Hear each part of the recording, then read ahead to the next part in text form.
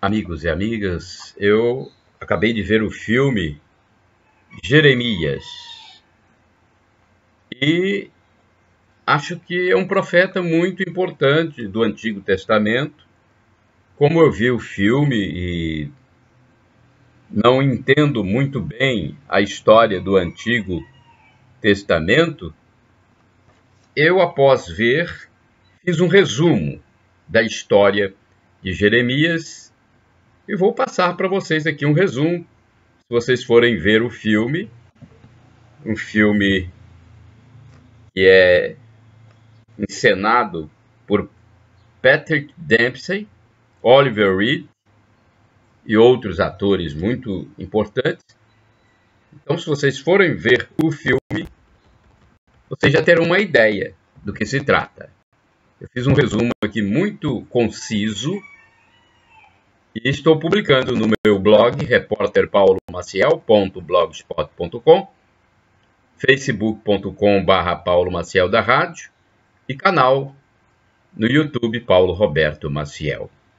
A história do profeta Jeremias, baseada no filme do mesmo nome, Jeremias.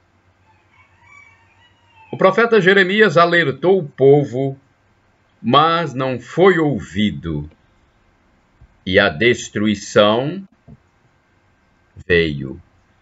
Olha só, não ouviram o profeta. No tempo do rei Josias, o jovem Jeremias, descendente de Arão, foi levado pelos pais ao templo de Jerusalém. A lei de Moisés, ou as leis de Moisés, melhor dizendo, perdidas há centenas de anos, foram encontradas. E haveria, então, uma comemoração e festividade pela reforma do templo. Realizar um sacrifício a Deus no templo é uma honra para a família de Jeremias, para os judeus. Muitos judeus de várias localidades em caravanas seguiam pelas estradas rumo a Jerusalém, que está em festa com muitos sacrifícios de animais, como, por exemplo, os carneiros. Em sonho, Deus, em forma de criança, aparece para Jeremias e diz que o constituiu profeta antes de se formar no ventre da mãe. Olha só os desígnios de Deus. Deus o constituiu profeta antes de se formar no ventre da mãe. E por isso, falaria por sua boca. Deus dizendo para Jeremias que falaria por sua boca, enviando mensagens ao povo judeu. Jeremias resiste em aceitar a convocação divina, se dizendo criança e sem consistência para a missão. Mas o Senhor diz que o guiará. 16 anos depois, na Babilônia, tem um recorte no filme, então 16 anos depois, na Babilônia, Nabucodonosor comemora seu fortalecimento ao derrotar os egípcios. Havia muitas guerras naquela época. O rei diz que o mundo é dele e buscará mais conquistas ainda. Voltando para os judeus, depois de Josias, o rei Joaquim se mostra fraco. Então, vem depois de Josias o rei Joaquim, muito fraco. O rei vai julgar o endividado pai de Judite, namorada de Jeremias. Os devedores, naquela época, deveriam servir por 7 anos a quem deviam. Jeremias é chamado por Deus para iniciar seu ministério profético. O rei Joaquim julga e fala da necessidade de manter a prosperidade do reino. Para isso, Quem deve, tem que pagar. E pagar a dívida de forma exemplar. Pois se a confiança é rompida, fica ameaçada a prosperidade. Então, prosperidade já vem de muito tempo, não é? E o pai de Judite vai servir ao seu credor. Foi julgado e vai servir ao credor. Jeremias tira, então, Judite do meio da família dela e diz que Deus quer assim, a fim de salvá-la de maldades dos credores do pai. Em outro ponto do filme, Jeremias vê estátuas de outros deuses com comerciantes e ele as destrói. Ele vai à entrada do santuário, o Santo dos Santos, do templo, e Deus lhe fala: Tu falarás por mim. Na hora de sacrificar um carneiro, ele ouve novamente a voz de Deus: Não, para não levar adiante a imolação do animal. Pois é. Então, é uma situação que não agrada, né? Porque o sacrifício é algo espiritual, de muita força para os judeus. Então, olha só, na hora de sacrificar um carneiro, ele ouve novamente a voz de Deus para não levar adiante a imolação do animal. E naquele momento ele transmite a advertência aos presentes, na presença do rei, que fica decepcionado com a atitude de Jeremias, de não sacrificar o animal. O rei ordena ao pai do profeta que não o leve novamente ao templo. Não traga mais seu filho aqui, porque ele não cumpriu o ritual. Posteriormente, Jeremias é espancado e seu pai não intervém para impedir o ato. Jeremias vai então para o deserto, onde Deus lhe fala de novo e manda que volte para Jerusalém a fim de dizer que coisas ruins irão acontecer. Jeremias é encontrado pelo escriba Baruque, que o ouvira profetizar. Ele encontra Baruque, que o ouvira profetizar, e Baruque acreditava que aquilo só podia ser algo inspirado por Deus. Jeremias profetiza e Baruque escreve. Jeremias diz que o rei da Babilônia virá e destruirá Jerusalém. Baruque diz a Jeremias que as lideranças do reino não deram ouvidos à profecia e que ele deveria fugir. Aí Jeremias afirma que Deus o protegerá. Os soldados da Babilônia, os caldeus, chegam em grande número.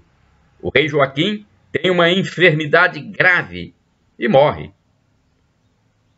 Outro Joaquim, o filho, se entrega a Nabucodonosor, que o levará para a Babilônia com os seus ministros. Matanias é feito rei de Judá, com o nome de Sedecias. Ele é feito rei por Nabucodonosor, que prestou-lhe essa homenagem por receber dele muitos presentes. Nabucodonosor, antes de partir, informa que quer receber dele impostos em ouro para a Babilônia a cada ano. Os caldeus não chegaram a destruir a cidade de Judá, e a paz voltou a vigorar. Assim, Sedecias não dava ouvidos às profecias de Jeremias. Existem discussões sobre o imposto determinado por Nabucodonosor, e Sedecias quer saber de seus assessores se o Egito pode proteger Judá. Por sua vez, Jeremias diz que Sedecias deve aceitar a supremacia da Babilônia, pois é isso o que Deus quer. Então, olha só, o profeta sempre falando, né? Sempre informando ao rei. Então, o rei será que vai ouvir desta vez? Pois é. Sedecias não dava ouvidos às profecias de Jeremias, né? Bem, o rei chama o profeta de falso. Mas Jeremias continua. Ele alerta que todos abandonaram Deus. Na sua visão, na sua interpretação daquilo que Deus lhe fala, ele alerta para todos: olha, vocês abandonaram Deus. Jeremias profetiza que o exército egípcio virá, mas retornará, pois Deus condenou a cidade, a menos que as autoridades judaicas se arrependam. Aparece um falso profeta de nome Ananias, dizendo que Deus lhe fala que os judeus derrotarão a Babilônia, e agride Jeremias. Sedecias acredita que Ananias, esse falso profeta, é realmente um profeta verdadeiro. E aí, Jeremias é preso. Mesmo na prisão, ele continua advertindo que Sedecias será escravo na Babilônia, fazendo ainda outras profecias catastróficas. Jeremias é posto numa gaiola suspensa como pena pela sua condenação. Enquanto isso, os caldeus, o exército da Babilônia, voltam a atacar Judá. Da gaiola, Jeremias diz que Deus manda o rei render-se à Babilônia. Renda-se à Babilônia, é o que Deus quer. Sedecias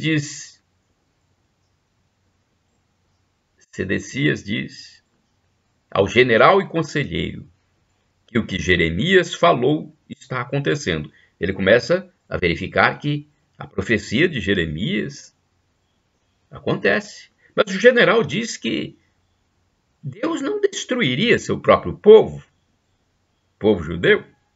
Depois de cumprir a pena, Jeremias sai da gaiola e Sedecias, o rei, manda libertar os escravos, com forte crítica do seu general, que não aceita essa libertação.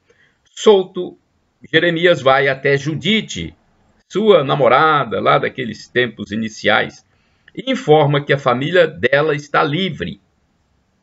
Jeremias enfatiza que ele só pode servir a Deus e não ao rei, e por esta razão não poderá formar uma família com Judite, sua namorada dos tempos de mais jovem. Então, ele vai ficar somente para servir a Deus, não poderá se casar com ela. E os soldados do general prendem Jeremias de novo e o arrastam, puxando-o com cavalos e o aprisionando. Judite aparece e tenta cuidar dele, de Jeremias, mas ele manda que ela fuja, pois os babilônios vão destruir a cidade. O general acaba aparecendo com seus guardas que matam Judite. Jeremias grita por Deus naquele momento. E a pessoa vendo a sua namorada, ex-namorada, com a qual ele não poderia se casar porque estava sendo chamado exclusivamente para o serviço de Deus, ele vendo a morte dela. Um ano depois, Judá continua sendo atacada por seus inimigos e o profeta ainda está preso. Há brigas nas ruas por alimentos e os habitantes estão em situação caótica, vivendo como maltrapilhos. Jeremias é levado a Sedecias, ao rei, que lhe pede a profecia de Deus para aquele momento, mas nada lhe é respondido que o agrade. O rei solta Jeremias, que continua a alertar que Deus quer a rendição aos caldeus, aos babilônios. O general do rei prende Jeremias de novo, por causa dessa profecia divina. Aí aparece a figura do eunuco. O eunuco é muito comum nessa época. O eunuco é aquela pessoa que tem as partes genitais decepadas para servirem as mulheres dos soberanos. Aí não há o perigo de haver relação. Então, mas eles são muito respeitados, os eunucos, surge Ebed-Meleque, que diz ao rei que Jeremias foi colocado num poço, e se acontecer a sua morte, a ira de Deus cairá sobre Judá. Jeremias então é solto e, indo novamente ao rei, critica as estatuetas dos falsos deuses que o rei possui num compartimento do palácio, advertindo-o sobre o castigo que virá por isso. O rei implora para salvá-lo, mas Jeremias responde que Deus o salvará somente se ele se render à Babilônia. O rei retruca que, se fizesse isso, o povo mataria.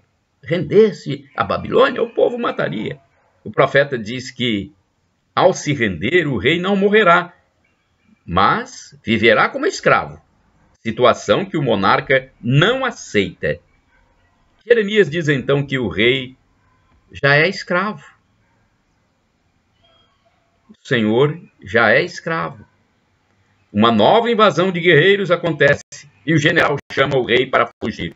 Eles fogem por túneis e passagens secretas.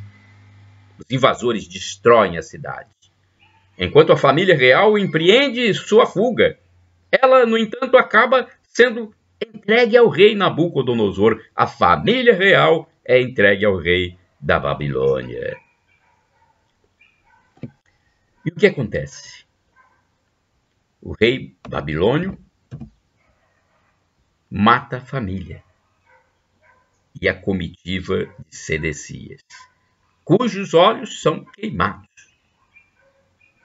Enquanto isso, Jeremias é libertado em Judá por ordem do próprio Nabucodonosor, no momento em que a cidade está em chamas e há muita gritaria de dor por todo lado, em que as pessoas fogem sem rumo.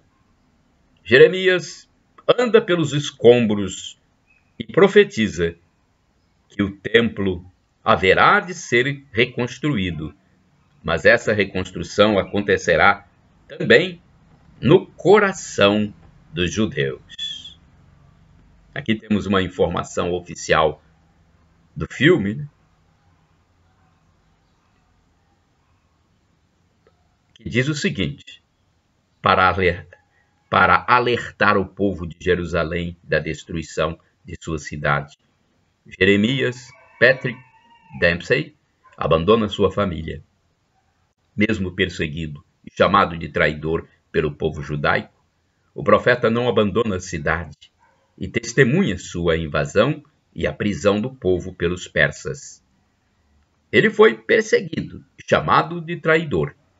Sem acreditar no profeta, o povo de Jerusalém, cidade sagrada, será destruído pelos babilônios. Então este é uma colaboração, um trecho de colaboração para você que vai ver esse filme chamado Jeremias.